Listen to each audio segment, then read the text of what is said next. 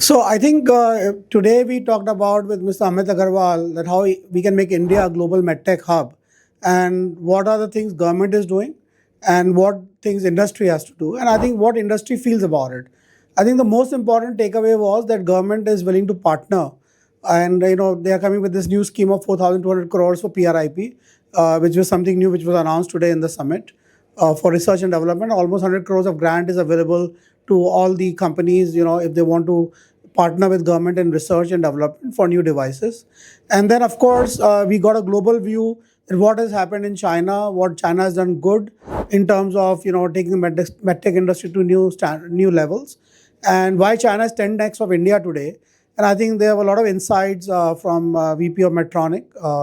And also, we heard some other people about talking about Ireland and Norway, and what models we should follow. And I think there were a lot of insights that what is happening in the country. And I think the biggest challenge what we talked about was the current supply chain in India, and where still we're importing a lot of raw materials, and why these raw materials are not available in India. And also, when you look at medical equipments, still there is a lot of challenge in terms of getting components, parts, for those equipments. So all that was discussed. I think government is receptive. I think government was listening to us.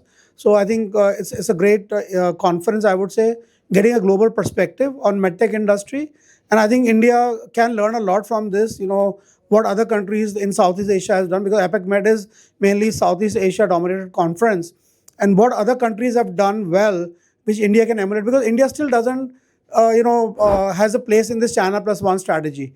And I think to get there, I think we need to do some systemic changes and corrections in our, regulatory practices in terms of, telling the world that why India is better compared to the rest of the world in terms of manufacturing, the kind of ecosystem we are developing now, the medical parks, the PLI scheme, which actually helped to propel the industry from COVID till where we are today. So all these things were discussed today.